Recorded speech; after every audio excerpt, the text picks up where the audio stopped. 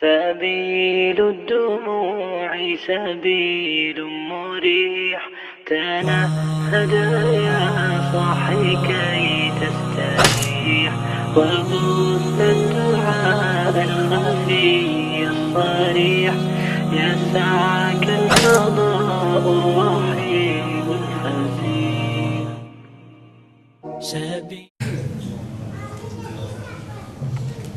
إن الحمد لله نحمده ونستعينه ونستغفره ونعوذ بالله من شرور أنفسنا ومن سيئات أعمالنا. من يهده الله فلا مضل له ومن يضلل فلا هادي له، وأشهد أن لا إله إلا الله وحده لا شريك له، وأشهد أن محمدًا عبده ورسوله.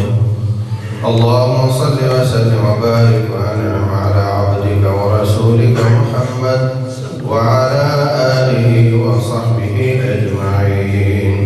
أعوذ بالله السميع العليم من الشيطان الرجيم. يا أيها الذين آمنوا اتقوا الله حق تقاته ولا تموتن إلا وأنتم مسلمون. يا أيها الناس اتقوا ربكم الذي خلقكم من نفس واحدة وخلق منها زوجها وبث منهما رجالا كثيرا ونساء، واتقوا الله الذي تساءلون به والأرحام، إن الله كان عليكم رقيبا. يا أيها الذين آمنوا اتقوا الله وقولوا قولا سديدا يصلح لكم أعمالكم ويغفر لكم ذنوبكم، ومن يطع الله ورسوله فقد فاز فوزا عظيما. أما بعد، فإن خير الحديث كتاب الله، وخير الهدى هدى محمد، وشر الأمور محدثاتها، وكل محدثة بدعة، وكل بدعة ضلالة، وكل ضلالة في النار. قال الله سبحانه وتعالى: وإذ قال موسى لفتاه لا أبرح حتى أبلغ مجمع البحرين أو أمضي حقبا، فلما بلغا مجمع بينهما نسيا حوتهما فاتخذ سبيله في البحر سربا، فلما جاوزا قال لفتاه آتنا غداءنا لقد لقينا من سفرنا هذا نصبا. قال أرأيت إذ أوينا إلى الصخرة فإني نسيت الحوت وما أنسانيه إلا الشيطان أن أذكره واتخذ سبيله في البحر عجبا. محترم सामीन और सामियात, अल्लाह तबारक व तआला ने कुरान हकीम को बहुत टू दी पॉइंट इरसाल किया है।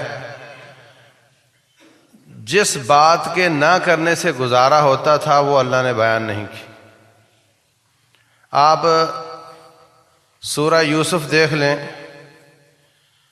कितना किस्सा जो समझ आ रहा होता था वो अल्लाह बयान नहीं करता। तो कुरान हकीम ऐसे कलिमात से पाक है जिसके बगैर गुजारा होता था। इसके बावजूद अल्लाह तबारक व तआला ने इसमें साबका अंबिया के किस्से बयान किए हैं और एक एक नबी का कई कई बार किस्सा बयान किया है। कहीं तवील है, कहीं मुख्तसर है, कहीं उससे ज़्यादा मुख्तसर है, कहीं खाली इशारा है। और सच्ची बात तो ये है कि तकरीबन सारे अंबिया से ज़्यादा अल्लाह ताला ने हज़रत मूसा अलैहिस्सलाम का किस्सा बयान किया है और सारी उम्मतों से ज़्यादा अल्लाह ने बनी इसराइल का तज़किरा किया है। कुरान हकीम में सूरह आयशा नहीं, सूरह खदीजा नहीं, कुरान हकीम में सूरह मरियम मौजूद है। इसलिए कि इस امت کی قریب ترین امت جو تھی وہ بنی اسرائیل تھی، اور اللہ تبارک و تعالی بیان کر کے اللہ کا ارادہ یہ ہے کہ اے مسلمانوں دیکھو جو غلطیاں ان سے سرزد ہوئیں ان سے تم بچ جاؤ، اور جو خوبیاں ان کی تھیں وہ تم اپنا لو، اور یہ کہ انبیاء کرام کو کتنی تکالیف آتی رہیں، ہمارے نبی علیہ الصلوۃ والسلام کا دل مضبوط کرنا بھی مقصود ہے۔ رسول اللہ صلی اللہ علیہ وسلم کو کسی شخص نے تکلیف دی، آپ نے مال تقسیم کیا، کہتا ہے آپ نے عدل نہیں کیا، آپ کو بہت تکلیف ہوئی، پھر آپ نے کوئی ایکشن نہیں لیا، فرمایا اصبر فإن اخی موسیٰ اوذی بأکثر من ذلک، میں اس بات پر صبر کروں گا اس لیے کہ میرے بھائی موسیٰ کو اس سے بھی زیادہ تکلیف آئی تھی اور انہوں نے صبر کیا تھا۔ تو انسان اپنے سے بڑی تکلیف دیکھ کر صبر محسوس کرتا ہے۔ اگر کسی شخص کو اس بات کی پریشانی ہو کہ اس کے اگر جرابیں نہیں ہیں تو کتنے لوگ اس کو ایسے نظر آئیں گے جن کی جوتیاں نہیں ہیں، اور اگر آپ کو کوئی ایسا شخص نظر آئے کہ جس کی جوتی نہیں ہے، اس آدمی کو دیکھ کر صبر مل جاتا ہے کہ جس کے پاؤں ہی نہیں۔ تو اللہ تبارک و تعالیٰ سابقہ انبیاء کے قصے بیان کر کے اس امت کو اور اس امت کے نبی کو مضبوط کرتا ہے، ان کے دل کو مضبوط کرتا ہے، ان کو تسلی دیتا ہے، یہ اللہ تعالیٰ کا طریقہ ہے۔ تو ان قصوں میں اللہ تعالیٰ نے عبرت رکھی ہے، یہ فضول میں بیان نہیں کیے ہیں۔ ان قصوں میں موسیٰ علیہ السلام کا قصہ بھی ہے، اور موسیٰ علیہ السلام کے قصے کا ایک جز یہ ہے کہ حضرت خضر علیہ السلام کو جب حضرت موسیٰ ملے ہیں،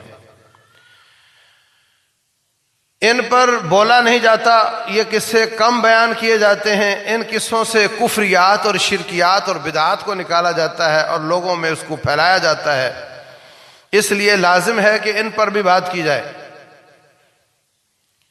موسیٰ علیہ السلام نے، صحیح بخاری کی حدیث ہے، قرآن حکیم میں بھی یہ قصہ سورہ کہف میں موجود ہے، نصیحت فرمائی، وعظ کیا، لوگ رونے لگ گئے۔ ایک ساتھی بعد میں کہتا ہے موسیٰ علیہ السلام سے کہ آپ کو اللہ نے بڑا علم دیا ہے، کیا ایسا ہو سکتا ہے کہ آپ سے زیادہ بھی علم کسی کے پاس ہو؟ کہنے لگے نہیں، میرے سے زیادہ کسی کے پاس علم نہیں۔ یہ کوئی بڑائی اور تکبر نہیں ہے، اس لیے کہ اس علاقے کا رسول میں ہوں، اور جو رسول ہوتا ہے اس کے پاس اللہ کا علم آتا ہے، اس سے زیادہ علم کس کے پاس ہو سکتا ہے؟ اللہ تبارک و تعالیٰ کو ان کی بات پسند نہیں آئی، فرمایا موسیٰ میرا ایک بندہ ہے، اس کو میں نے تجھ سے زیادہ علم دیا ہے۔ فوراً فرماتے ہیں اللہ اس کا راستہ بتا دے، میں اس سے سیکھوں گا۔ یہ ان کے علم کی حرص ہے، طمع ہے۔ انبیاء کرام کے پاس علم ہوتا ہے، طالب علموں اور علماء کے پاس بھی علم ہوتا ہے، اور رسول اللہ صلی اللہ علیہ وسلم نے علم حاصل کیا۔ اللہ تبارک و تعالیٰ نے یہ نہیں کہا کہ اے میرے پیغمبر کہو اللہ مال زیادہ دے دے، بلکہ یہ کہا رب زدنی علما، یہ کہو کہ اللہ مجھے علم زیادہ دے دے۔ پہلی بات تو یہ ہے کہ موسیٰ علیہ السلام کا جملہ اللہ کو پسند نہیں آیا، یہ بہت عظیم عقیدے کی بات ہے۔ کہا یہ جاتا ہے کہ نبیوں اور اللہ میں کوئی خاصا فرق نہیں، نعوذ باللہ۔ انبیاء کرام معصوم ہوتے ہیں، کوئی شک نہیں، اور ان کی معصومیت یہ نہیں کہ ان سے کوئی ایسا قول یا فعل سرزد نہ ہو جو اللہ کو ناپسند ہو، یہ ان کی معصومیت نہیں۔ ان کی معصومیت یہ ہے کہ ان سے کوئی ایسی بات آ جائے جو اللہ جس کو تبدیل کرنا چاہتا ہو، جو اللہ کو بظاہر پسند نہ ہو، اللہ تعالیٰ فوراً اطلاع کر دیتا ہے، وہ اپنی بات کی اصلاح کر لیتے ہیں، اور عام آدمی کو اللہ بتاتا نہیں اور اصلاح نہیں کر پاتا۔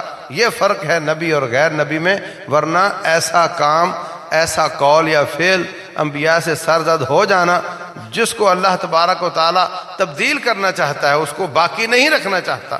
ایسا ہو سکتا ہے. ہمارے رسول صلی اللہ علیہ وسلم نے بدر کے قیدی چھوڑ دیے. اللہ تبارک و تعالیٰ نے آیات نازل کر دی. ما کان لنبی ان یکون له اسرى حتى يثخن في الارض تريدون عرض الدنیا. دنیا کا مال چاہتے ہو. واللہ یرید الاخرہ. اللہ آخرت چاہتا ہے. لولا کتاب من اللہ سبق.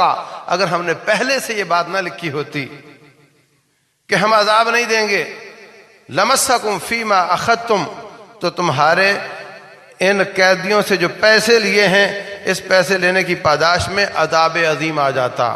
رسول اللہ صلی اللہ علیہ وسلم پریشان ہیں، رو رہے ہیں، ساتھی بھی رو رہے ہیں.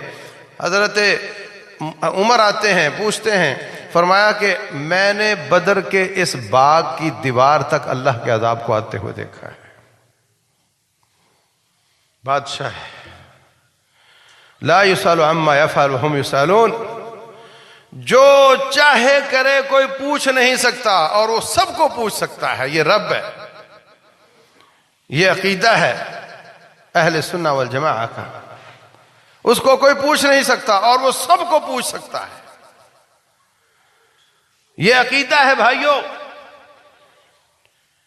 کہ 70 پکڑ لیے، 70 قتل کر دیے، 313 نہتے کے ساتھ 1000 اسلحے والے کے ساتھ لڑائی کی. شاباش کا وقت تھا، میڈل دینے کا وقت تھا، ٹرافی دینے کا وقت تھا، مین آف دی میچ کا ڈکلیئر کرنے کا وقت تھا. اور آخر میں یہ بات اللہ کو نہیں پسند آئی، فرمایا تمہیں اس پہ عذاب آ سکتا تھا. رسول اللہ صلی اللہ علیہ وسلم نے فوراً رجوع کیا اپنے رب کی طرف. پھر بارگیننگ ہوئی باقاعدہ. فرمایا سنو، اب اگر ان 70 کو چھوڑو گے تو اگلے سال تمہارے 70 شہید ہوں گے، اور اگر ان کو آج قتل کرو گے تو اگلے سال 70 بچا لو گے. رسول اللہ صلی اللہ علیہ وسلم نے سوچا یہ نہ قتل کریں تو ان میں کتنے مسلمان ہو کر یہ بھی جنت میں جائیں گے اور اگلے سال والے 70 بھی جنت میں جائیں گے. سودا مہنگا نہیں ہے، اس لیے فرمایا میں ان کو قتل نہیں کر رہا. اپنی جانیں، اپنے چچا کی جانیں دے دے کر تمہیں مسلمان کرتے رہے نبی صلی اللہ علیہ وسلم. حریص علیکم بالمؤمنین رؤوف الرحیم. ہر قسم کا حرص ہے ان کو کہ کہیں آپ جہنم میں نہ چلے جاؤ. شہد نہیں پیوں گا، اپنے اوپر میں نے حرام کر لیا ہے. فرمایا یا ایھا النبی لما تحرم ما احل اللہ لک. جو میں نے حلال کیا ہے آپ کیوں حرام کر رہے ہیں؟ تبوک کے منافقوں کو معاف کر دیا. انہوں نے عذر کیا، جی میری چچی بیمار تھی، میرا ابا بیمار تھا. آپ نے فرمایا چلو تمہیں اجازت ہے. اللہ فرماتے ہیں عفا اللہ عنک، ہم نے تجھے معاف تو کر دیا، لیکن یہ بتاؤ لما اذنت لہم، ان کو آپ نے چھٹی کیوں دی تھی؟ میں آپ کی دی ہوئی چھٹی منسوخ کرتا ہوں. ہمارے مقام سے دیکھو تو انبیاء کا مقام بہت بلند ہے. کوئی توازن نہیں ہے، کوئی نسبت نہیں ہے. کہاں امتی اور کہاں نبی، اور کہاں نبیوں کے انبیاء کے سردار اور ان کے امام، ان کی شان کہاں اور ایک امتی کی شان کہاں. زمین آسمان نہیں، کروڑوں زمین و آسمانوں کا فرق ہے. لیکن اگر ان کے مقام سے ان کے رب کو دیکھا جائے تو وہاں بھی اتنا فرق ہے جتنا ایک خالق اور مخلوق میں فرق ہوتا ہے. یہ ایک نہیں ہے، قطعاً ایک نہیں ہے. رب کعبہ کی قسم ہے ایک نہیں ہے. انبیاء سارے مخلوق ہیں اور ان کا خالق رب ذوالجلال والاکرام ہے. اگر ان میں خوبیاں ہیں، اگر ان میں معجزات ہیں، اگر ان میں کمالات ہیں تو ان کی ذات کا خالق بھی اللہ ہے، ان کے کمالات کا خالق بھی اللہ ہے. کریڈٹ سارا رب کی طرف جاتا ہے. بات پسند نہیں آئی موسیٰ علیہ السلام کی. فرمایا میرا ایک بندہ، اس کو میں نے زیادہ علم دیا ہوا ہے. کہا یا اللہ اس کا راستہ بتا دے. اللہ نے فرمایا ایک مچھلی لے لو بھون کر کھانے کے لیے، جہاں وہ زندہ ہو کر پانی میں گھس جائے وہاں وہ میرا بندہ ہوگا. یوشع بن نون وہ بھی نبی تھے، ان کو ساتھ لے لیا.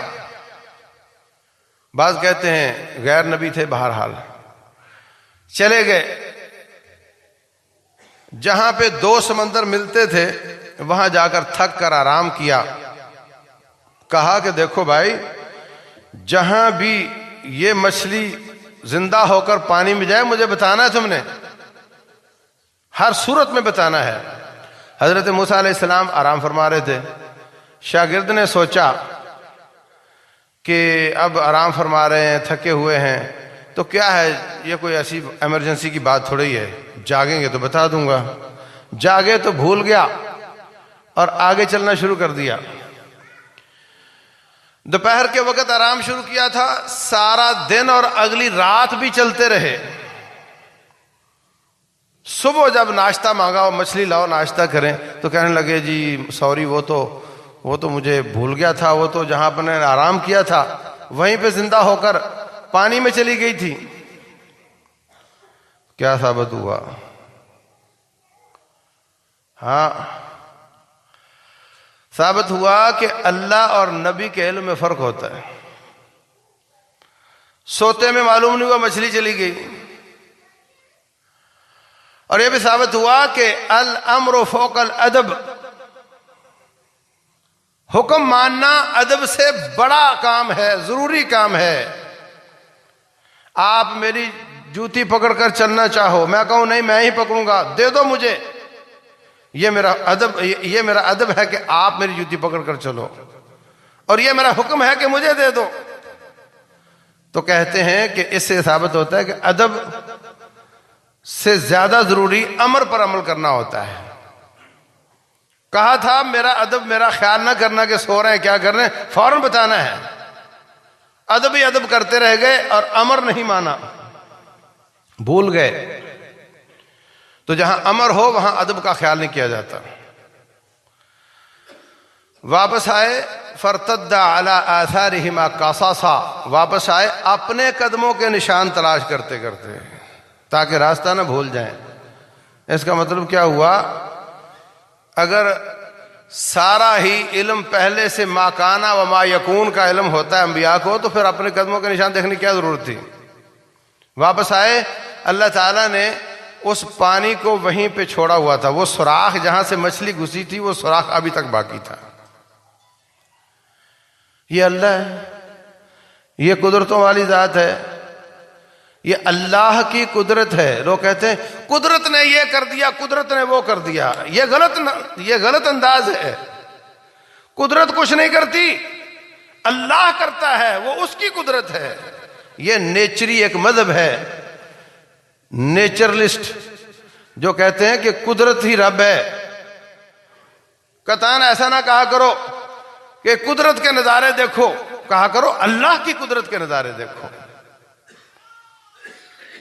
قدرت نے یوں کر دیا نہیں، اللہ نے اپنی قدرت کے ساتھ یوں کر دیا۔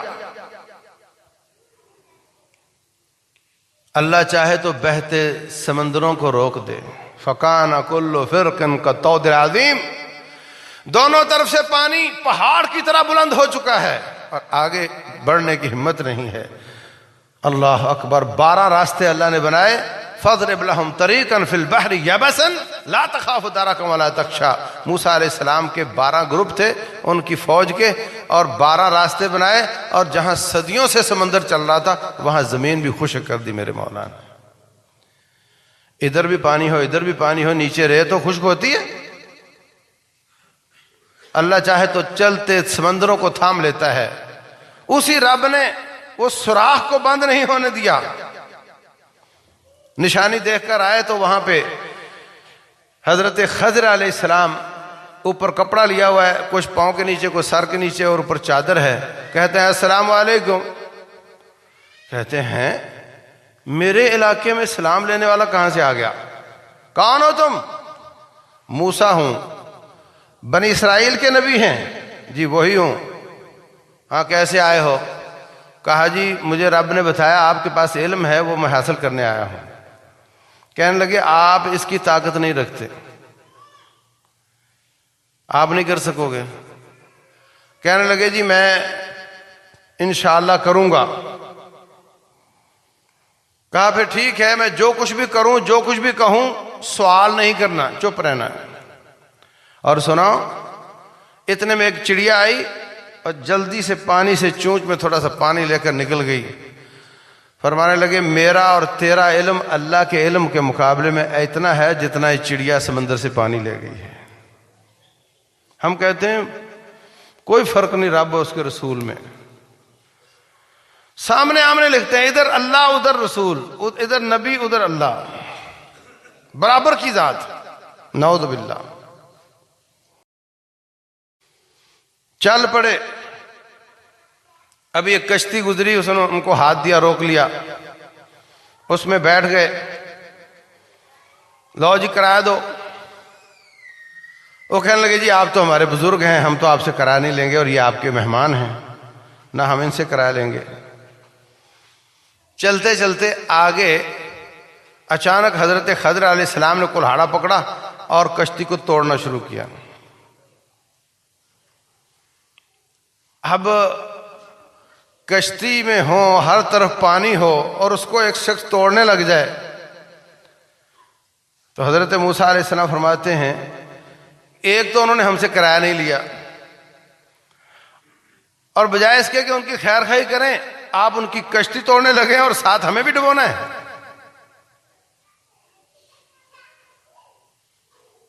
ہمارے جو تیراکی کے انسٹرکٹر ہیں مجھے کہنے لگے کہ ہم صرف طالب علموں کو سکھاتے ہیں، استادوں کو نہیں سکھاتے۔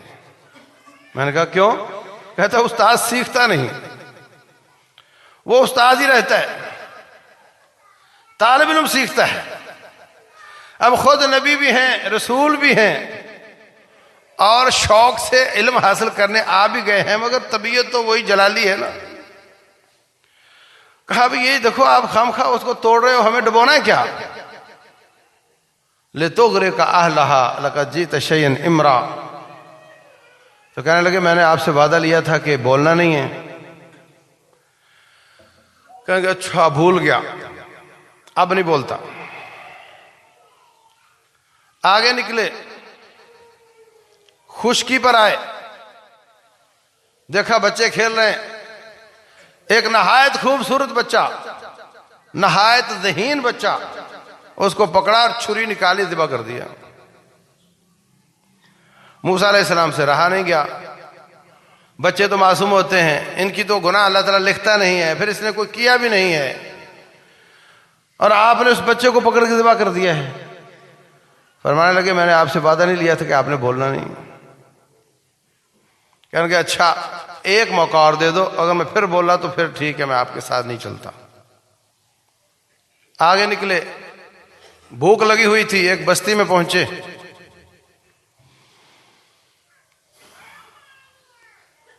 وہاں جا کر ان سے کہا بھوک لگی ہے، مہمان ہیں، مسافر ہیں، کھانا دو۔ انہوں نے کہا کوئی کھانا وانا نہیں ہے، اپنے کام سے کام رکھو۔ واپس آنے لگے تو ایک دیوار گرنے جا رہی تھی، پرانی بوسیدہ ہو چکی تھی، اس کو دھکا دے کر گرا دیا اور کہا موسیٰ بھائی آؤ اس کو ذرا بنا دیں۔ اس کو بنانا شروع کیا، دیوار مکمل ہوئی تو موسیٰ علیہ السلام کہنے لگے کہ یہ مفت میں کھانا نہیں دیتے تو کم از کم اپنی مزدوری تو لے ہی سکتے ہیں، ہم نے آخر کام کیا ہے۔ تو حضرت خضر علیہ السلام کہنے لگے کہ ھذا فراق بینی و بینک سأنبئک بتأویل ما لم تستطع علیہ صبرا۔ یہ آپ پھر بول پڑے ہیں، اس لیے اب ہمارا آپ کا ساتھ نہیں ہوگا، لیکن وہ جو 3 کام ہم کیے ہیں اس کا ہم آپ کو جواب دے دیتے ہیں۔ پہلی جو کشتی کی بات ہے، میں نے اس لیے توڑی تھی کہ آگے ایک بادشاہ کا علاقہ ہے، وہ ہر اچھی کشتی کو قابو کر لیتا ہے، ٹوٹی ہوئی کو چھوڑ دیتا ہے۔ جیسے ہمارے جمہور وزیر اعظم ایسا کرتے ہیں نا، جلسہ ان کی اپنی پارٹی کا ہوتا ہے، گاڑیاں پکڑ رہے ہوتے ہیں، لاہور سے پنڈی جانا ہے تو کمزور گاڑی تو نہیں جائے گی، تو اچھی اچھی پکڑ رہے ہوتے ہیں، ٹوٹی ٹوٹی چھوڑ رہے ہوتے ہیں۔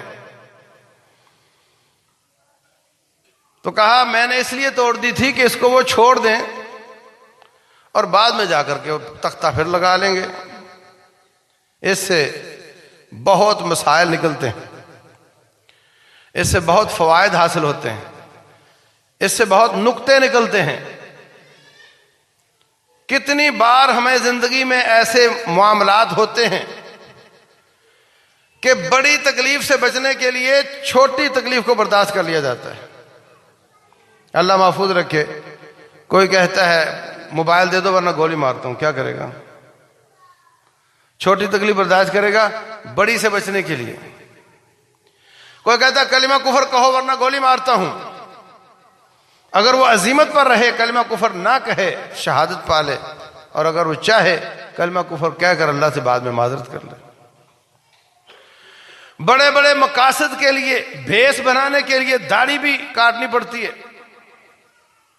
مجاہدین کو بیس بدلنے کے لیے، پورے مجاہدین کے راز محفوظ کرنے کے لیے کئی ناجائز کام کرنے پڑتے ہیں. آپ سب کو نفلی عمرہ کرنے کے لیے فوٹو بنانی پڑتی. نفلی عمرہ ہے، مجبوری تو آپ نہیں کہہ سکتے کہ یہ مجبوری ہے. کوئی مجبوری نہیں ہے.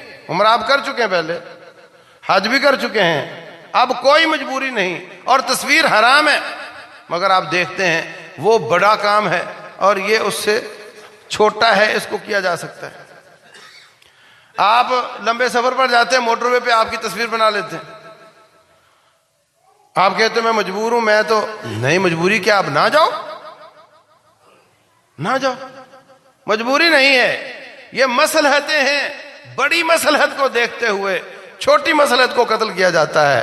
ہمیشہ بہت زیادہ مثالیں اس کی موجود ہیں شریعت اسلامیہ میں. تو انہوں نے جیسے کہتے ہیں کہ موت سے ڈرا کر بخار پر راضی کر لیا جاتا ہے.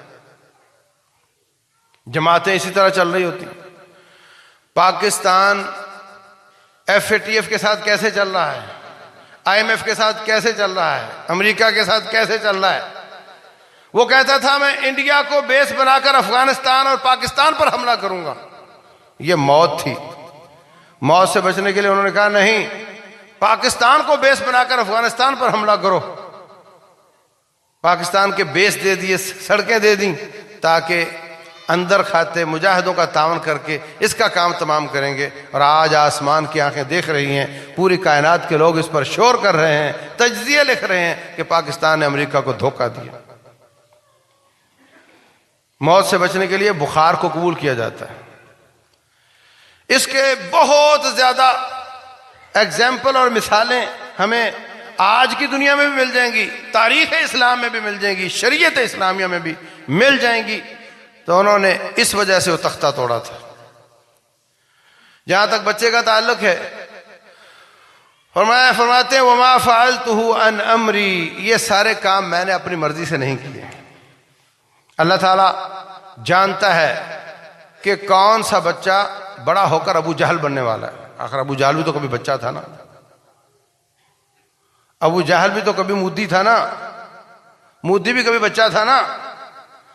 تو کس نے بڑے ہو کر کتنا نقصان دہ ہونا ہے. لیکن اللہ تعالیٰ کے دو علم ہیں، ایک علم تجریبی اور ایک علم ذاتی. ہر بندے کے بھی ایسے ہی ہوتے ہیں. ایک پرنسپل ہے، پرنسپل جانتا ہے یہ بچہ ہمیشہ لیٹ آتا ہے، ہمیشہ سب کو یاد نہیں کرتا، اس نے بالکل کامیاب نہیں ہونا، مگر اس کو وہ فیل لوگوں کی لسٹ میں نہیں ڈال سکتا جب تک پیپر میں نہ بیٹھے اور واقعتاً فیل نہ ہو. ہاں نا. اس کا ذاتی علم بتا رہا ہے کہ یہ فیل ہے، مگر تجربے کا علم ابھی تک نہیں آیا. وہ پیپر میں بیٹھے گا، حاصل ہوگا، صرف اس لیے کہ اس کے ابے کو مطمئن کیا جا سکے کہ دیکھو پیپر دیے، کچھ نہیں لکھا ہے اس نے. اگر وہ خود کر دے گا فیل تو اس کا ابا ناراض ہوگا.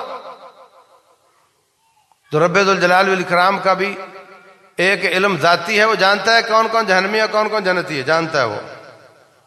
مگر جنتیوں کو پکڑے جنت میں ڈال دے، جہنمیوں کو پکڑے جہنم میں ڈال دے، ان کا امتحان نہ ہو تو یہ اس کے حکمت کے تقاضے کے خلاف ہے.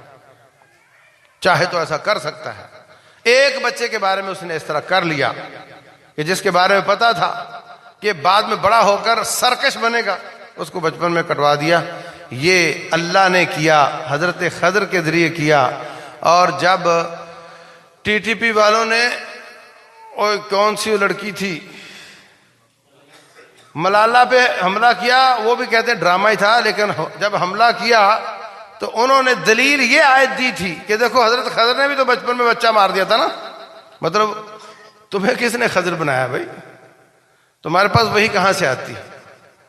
تو یہ قطعی طور پہ جائز نہیں ہمارے لیے، وہ ایک واقعہ ہے، رب ذوالجلال کا علم ہے، اس کو کوئی پوچھ نہیں سکتا، اور اس کو نافذ کرنے والے حضرت خضر علیہ السلام ہیں۔ اور اس کے بعد کہا جو دیوار تھی، یہ 2 یتیم بچے تھے اور ان کے والدین بڑے نیک تھے، یہ گر جاتی تو ان کا خزانہ نکل جاتا اور لوگ لوٹ لیتے، بچے چھوٹے۔ ہم نے دیوار بنا دی ہے، جب تک دیوار دوبارہ گرنے کے قابل ہوگی بچے بڑے ہو چکے ہوں گے۔ ان کے ماں باپ بڑے، وہ کان ابواہما صالحان، ان کے والدین نیک تھے۔ تو ثابت ہوتا ہے والدین کی نیکی کا بچوں کو فائدہ ہوتا ہے اور والدین کے گناہ کا بچوں پر اثر ہوتا ہے۔ والدین کی نیکی کا بچوں کو فائدہ ہوتا ہے، اس واقعے سے ثابت ہوتا ہے۔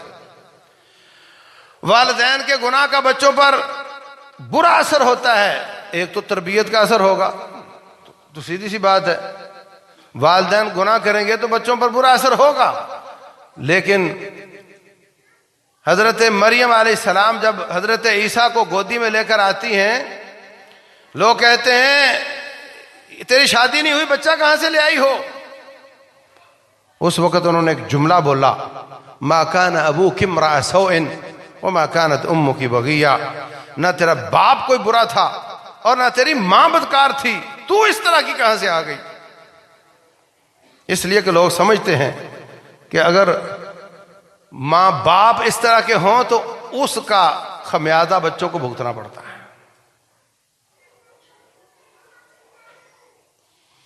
تو والدین کی نیکی کی وجہ سے ان کے بچوں کے خزانے کی حفاظت کی حضرت خضر علیہ السلام نے۔ اس میں بڑی بحثیں ہیں، انہوں نے کھانا مانگا، کیوں مانگا، مانگنا جائز ہے نہیں جائز ہے، دینا ضروری ہے یا نہیں؟ رسول اللہ صلی اللہ علیہ وسلم فرماتے ہیں کوئی مہمان کسی کے گھر آ جائے، ان پر لازم ہے کہ اس کو وہ محلے پر کہ ان کو کھانا دیں، اگر وہ ان کو کھانا نہیں دیتے وہ زبردستی ان سے لے سکتے ہیں، یہ مہمان کا حق ہے۔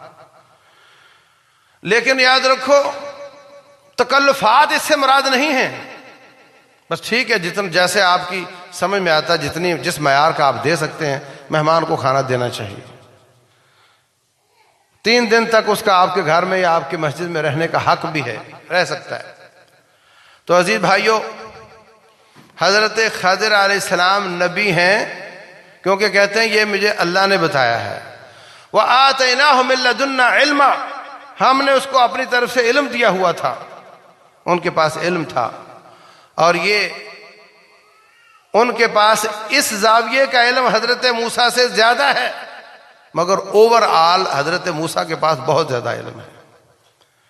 کسی ایک جانب کا علم ان کے پاس ہے زیادہ، لیکن وہ بھی رسول ہیں، برگزیدہ اولو العزم رسول ہیں، ان کے پاس بھی بہت زیادہ علم ہے، وہ ان سے افضل نہیں ہو سکتے۔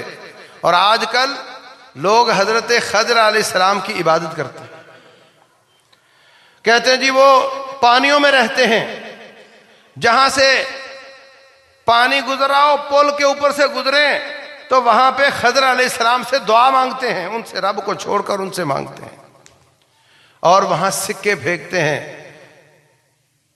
حضرت خضر علیہ السلام کا صدقہ اللہ کو چھوڑ کر مخلوق کے نام کا صدقہ شرک ہے، اور سمجھتے ہیں کہ وہ ابھی تک زندہ ہیں، ان کے ابھی تک زندہ ہونے کی کوئی دلیل نہیں ہے، کوئی صحیح روایت دلالت نہیں کرتی کہ وہ زندہ ہیں۔ رسول اللہ صلی اللہ علیہ وسلم صحیح بخاری اور مسلم میں فرماتے ہیں، اپنی وفات سے 1 مہینہ پہلے فرمایا ما من نفس منفوسۃ علی وجہ الارض، اس وقت جو بھی زندہ ہے زمین پر 100 سال کے بعد ان میں سے کوئی بھی زندہ نہیں ہوگا۔ تو اس حدیث کے تحت وہ زندہ اگر ہوتے بھی تو نہیں ہیں، وہ عہد نبوت میں بھی زندہ نہیں تھے، وہ اللہ کے نبی آئے، جس طرح سب نبی چلے گئے وہ بھی چلے گئے، ان کو آج ہم اللہ کے مقابلے میں اور ان سے علم حاصل کرنا. مجھے خواب میں آ کر حضرت خضر نے یوں کہا ہے. یہ شیطان لوگوں کی عقلوں کے ساتھ کھیلتا ہے. جو شکل چاہے بنا کر آ جائے, کہے میں خضر ہوں, کہہ سکتا ہے, جھوٹ بول سکتا ہے. یاد رکھو رسول اللہ صلی اللہ علیہ وسلم فرماتے ہیں من رآنی فی المنام فقد رآنی, جس نے مجھے خواب میں دیکھا اس نے مجھے واقعتاً دیکھا. اس لیے کہ شیطان میری شکل نہیں بنا سکتا.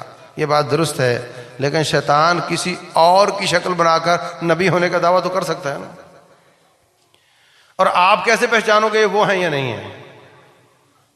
صحابہ کرام نے دیکھا تھا, وہ تو پہچان سکتے تھے.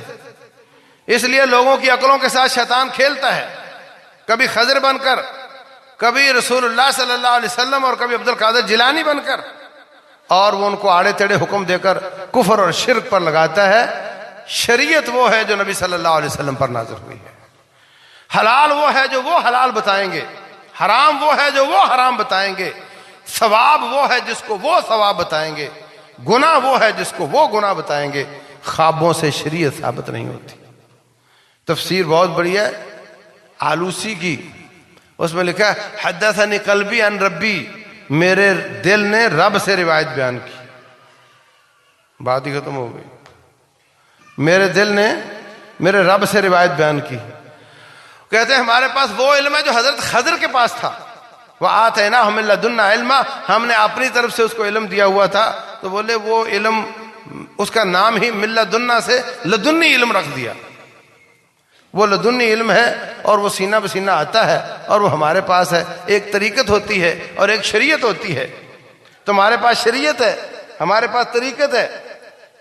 ہم طریقت والے ہیں اور ہمارے پاس جو سلسلے ہیں وہ اس طرف کو جاتے ہیں. اچھا بھائی, جب تمہاری طریقت شریعت و نبی صلی اللہ علیہ وسلم کی ہے اور طریقت اگر حضرت خضر علیہ السلام کی ہے, تو تم مسلمان کس طرف ہو گئے؟ مسلمان تو وہ ہے جو ہمارے نبی علیہ السلام کی شریعت کو مانتا ہو. اور اگر حضرت خضر عہد نبوت میں زندہ تھے تو انہوں نے آ کر کلمہ کیوں نہ پڑھا؟ اللہ تعالیٰ فرماتے ہیں وَإِذَا أَخَذَ اللَّهُ مِيثَاقَ النَّبِيِّينَ لَمَا آتَيْتُكُم مِّن كِتَابٍ وَحِكْمَةٍ مُصَدِّقًا لِّمَا مَعَكُمْ لَتُؤْمِنُنَّ بِهِ وَلَتَنصُرُنَّهُ. اے انبیاء کرام, اگر تمہاری نبوت اور رسالت کا تاج موجود ہو اور لوگ آپ کی بات مان رہے ہوں, پھر میرا آخری نبی آ جائے, لَتُؤْمِنُنَّ بِهِ, تم سب نے اس پر ایمان لانا ہے. تو حضرت خضر نے آ کر ایمان کیوں نہ لائے؟ یہ سب جھوٹ ہے, عقیدے کی بربادی اور خرابی ہے. ایسا کوئی علم نہیں. فہم ہوتا ہے, فراست ہوتی ہے, اللہ تبارک و تعالیٰ کسی کو دے دیتا ہے. اس کی ایک مثال دے کر بات کو ختم کرتا ہوں. اللہ اکبر, رسول اللہ صلی اللہ علیہ وسلم کے آخری دن ہیں. فرماتے ہیں میرے بھائیوں, اللہ ایک بندہ تھا, اس کو اللہ تبارک و تعالیٰ نے کہا چاہو تو دنیا میں رہو اور چاہو تو میرے پاس آ جاؤ. تو اس بندے نے اللہ کے پاس جانے کو پسند کر لیا ہے. حضرت ابوبکر صدیق دھاڑے مار کر رونے لگ گئے